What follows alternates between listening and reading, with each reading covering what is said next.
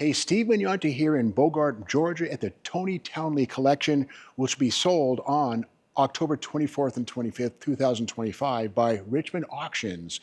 Every one of these vehicles will be selling, including this exotic 1962 Pontiac Catalina 421 Super Duty. Now, the thing is, the GM full-size cars were fairly heavy, a body-on-frame construction, so GM, like Ford, had to really cut weight where they could.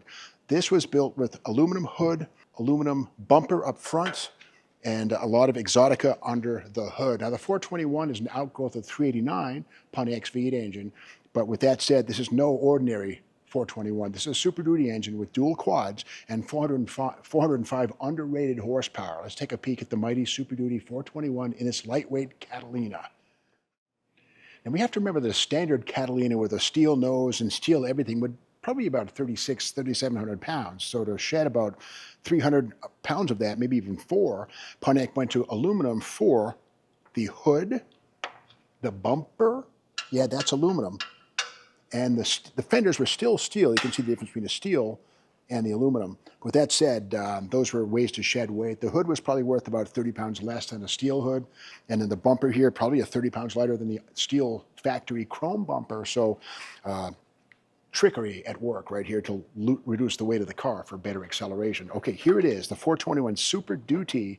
And speaking of aluminum, the intake manifold on this, of course, has 2 4-barrel carbs. Once again, aluminum intake manifold right there. A couple of Carter AFBs, probably about 600 CFM each, so 1,200 total CFM, something like that, plenty of breathing capacity. Of course, the Super Duty engines had deep groove pulleys on the alternator and also on the water pump and crank pulleys to keep them retained at, 6,000 RPM race speed.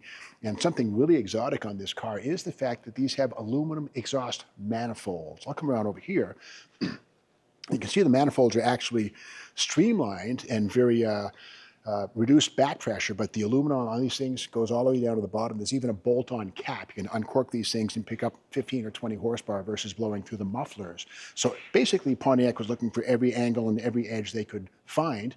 Of course, the big competition for this car would have been the Max Wedge Mopars, 409 Chevys, and of course the 427 Galaxies. So these guys are in there swinging. Detroit battled the big three, duking it out on the drag strips of America. Let's look inside this one and see what we find. And as befitting a dual quad aluminum bumpered, aluminum hooded drag car, of course, 4-speed manual transmissions. The Super Duty program was all about manual transmissions, no automatics. And again, it's interesting to see the full width bench seat up front, not buckets, but again, fairly a combination of a form and function. But again, the 4-speed is the aluminum case, Borg Warner T10, heavy duty piece. I see 20,646 miles on this car. This is the original paint on this car. It's been very well cared for, very much pampered throughout its life, and a great example of a lightweight factory super stocker from the early 60s, the dawn of super stock drag racing, right here. Pontiac's quest for lightweight extended beyond the front bumper and the hood with the aluminum. Also, the rear bumper, also made of aluminum. Again, probably shed about 30 or 40 pounds versus the chrome-plated steel unit used in production on normal Catalinas. This is no normal Catalina. Let's pop the trunk and see what we find inside.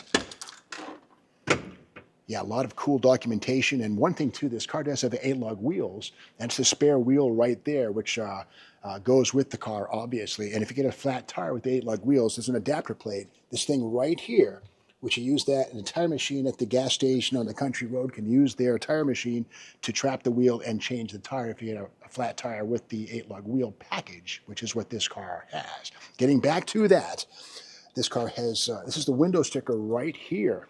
And it was sold out of Edwards Motor Company in Canton, Ohio. You can see here that it has the Super Duty motor, which was a $1,342 package with the dual quads and the 4-speed Synchromesh 4-speed safety track differential, $42. Bottom line on this was $4,436.48. So again, I'd have bought 10 of these things if I could back in the day. I'd be a multimillionaire today. But anyway, this is a very uncommon and rare car, in a total of 162 Super Duty Catalinas were built in 1962, and this is one of them. A beautiful example. Original paint, with the exception of the hood, but again, it's been resprayed beautifully. It fits right in. Again, aluminum panels original to this car, and it's a very crisp example of the breed. A rare opportunity to obtain one of these cars coming up at auction.